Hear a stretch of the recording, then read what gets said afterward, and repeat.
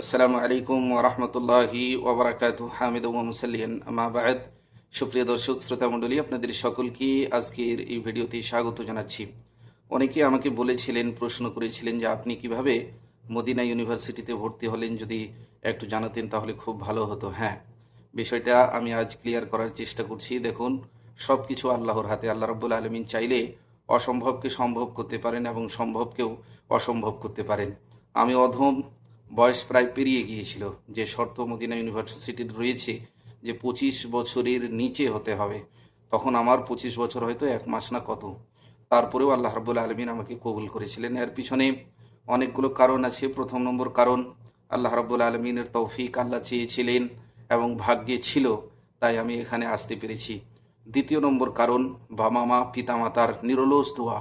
মানে মা বাবার কথা কি বলবো আমি আপনাকে, যে আমি যখন থেকেই জন্মগ্রহণ করি তখন থেকেই পিতামাতা আমাকে একটি উপাধি দিয়ে আখ্যায়িত করেছিলেন। আর ওই উপাধিকে কেন্দ্র করে বাবা মা অনেক দোয়া করেছেন, আল্লাহ রাব্বুল আলামিন কবুল করেছিলেন। 3 নম্বরে আমারও প্রচেষ্টা ছিল। 4 নম্বরে শিক্ষকদের প্রচেষ্টাও ভোলা যাবে না, তারা বিভিন্নভাবে সহযোগিতা করেছিলেন এবং বিভিন্নভাবে আমাকে কিভাবে মদিনা ইউনিভার্সিটিতে পৌঁছানো যায় ওই পদ্ধতিগুলো বলে দিয়েছিলেন এবং ওই পদ্ধতিগুলো আমি অ্যাপ্লাই করেছিলাম এবং ওই পদ্ধতিগুলো অবলম্বন করেছিলাম।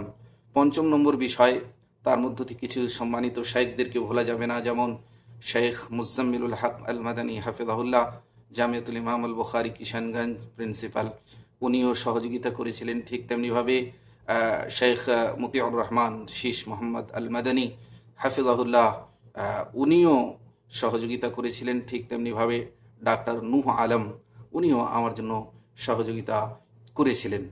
এভাবে করে আল্লাহ রাব্বুল আলামিন চেয়েছিলেন বলেই আমি মদিনা ইউনিভার্সিটিতে ভর্তি হতে পেরেছি। এই সমস্ত সহযোগিতা কার্যকলাপ তো ছিল, তার সাথে সাথে কিন্তু আমার চেষ্টাও কম ছিল না। আমি অনেক চেষ্টা করেছিলাম এবং কাগজপত্র আমি আগে থেকেই প্রস্তুত করে রেখেছিলাম, এখনো পর্যন্ত ফারেক হয়নি। তার আগেই যে সমস্ত কাগজপত্রের দরকার, ওই সমস্ত কাগজপত্রগুলো আমি প্রস্তুত করে রেখেছিলাম। আর একটা কথা বলে দিই এখানে, সেটা হচ্ছে যে দেখুন, ভরসা কিভাবে করতে হয়।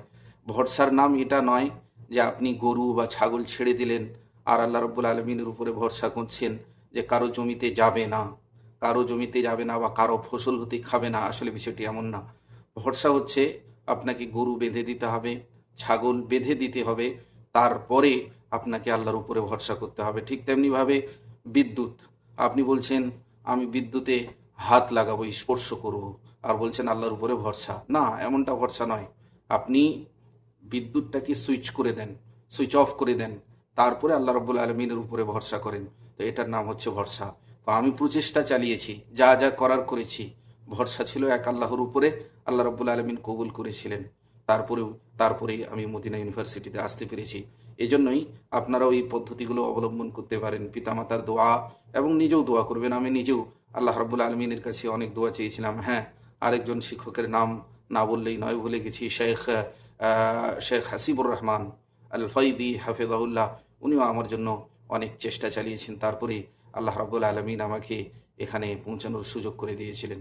সব শেষে যে কথাটি বলবো সেটা হচ্ছে যে আপনারা প্রচেষ্টা চালিয়ে যান, যা যা প্রয়োজন, যা যা প্রস্তুত, ওই কাগজগুলো প্রস্তুত করুন, নিজেই দোয়া করুন, পিতামাতাকে দোয়া করার কথা বলুন, মাঝে মধ্যে গোপনীয় আমল করুন, গোপনভাবে আল্লাহর কাছে দোয়া করুন। যখন কেউ আপনাকে দেখবে না, নির্জনে আল্লাহর কাছে বলুন।